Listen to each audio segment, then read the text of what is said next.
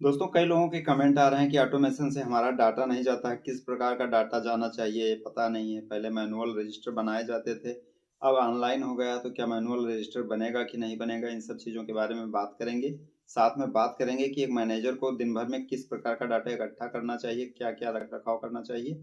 बने रहिए अंत तक वीडियो पे, सारी बातों का जिक्र करेंगे इसमें। नमस्कार, मैं हूँ संदीप पांडे और आप देख रहे हैं द ऑलराउंडर चैनल। चैनल पर नए हैं तो सब्सक्राइब कर लीजिए और वीडियो पसंद आए तो लाइक कर दीजिएगा। दोस्तों, बात करते हैं ऑटोमेशन से रिलेटेड। पहले पेट्रोल पंप मैनुअल होते थे, सारे रजिस्टर हाथों से भरना पड़ता था। Density register, stock register, DSO register और कई प्रकार की रजिस्टर को भरा जाता था।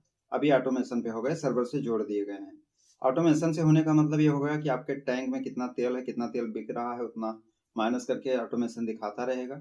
और साथ में इसके लिए मॉनिटरिंग होती है, ऊपर से टीम बैठती है जो कि आपके पेट्रोल पंपों की मॉनिटरिंग करती है कि दिन भर क्या सेल हो रही है। कोई गलती है तो उसका मैसेज आएगा। अगर किसी प्रकार की मशीन आपकी कोई बंद है तो उसका मैसेज मेल आएगा आपके नंबर पर कि मशीन चालू नहीं है। अगर टेस्टिंग नहीं कराया आपने तो टेस्टिंग का मेल आएगा कि टेस्टिंग नहीं हो रही है। ये सब चीज़ें हैं। तो ये डाटा कभी कभी क्या होता है, हमारे यहाँ पेट्रोल पंप पर नेटवर्क नहीं रहता है तो ये डाटा नहीं जाता है ऊपर।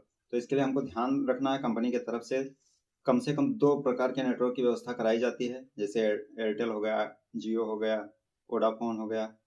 कुल मिला के दो, कम से कम किसी दो का रखेंगे कि जो बढ़िया नेटवर्क जिसका होगा वो ऑटोमेटेड कनेक्टेड हो जाएगा और उससे डाटा चली जाएगी। लेकिन फिर भी किसी प्रकार से डाटा नहीं जाती है तो हमको ये चेक करते रहना है।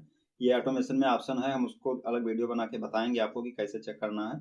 बस आप इतना अभी जानिए कि अगर आपके नंबर पे मैसेज आता है, मेल आता है, फोन आता है, बताया जाता है डाटा नहीं जा रहा है, तो आप उसको एक बार ऑफ करके और ऑन कर दीजिए तो डाटा चला जाएगा। इस तरह से होता है। दूसरी चीज, ऑटोमेशन पे हमको इनवाइस चढ़ानी होती है, जो टैंकर आता है उसका लोड चढ़ाना होता है।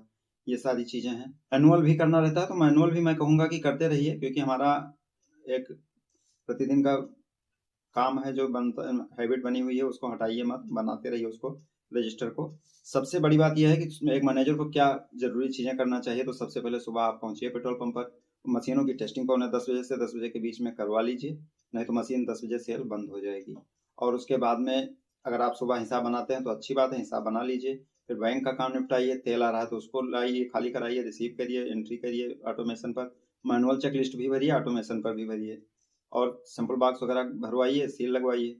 फिर आप शाम को डिप लेकर के कायदे से पेट्रोल पंप के सभी टैंकों का मैनुअल डिप लीजिए और ऑटोमेशन से टैली कीजिए कि सही है कि नहीं है।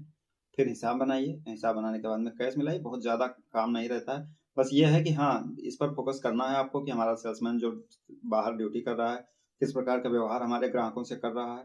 तो ये सब चीज़ें देखना है कि जिससे सेल बाधित ना हो, ग्राहक संतुष्ट होकर जाए हमारे पेट्रोल पंप पर।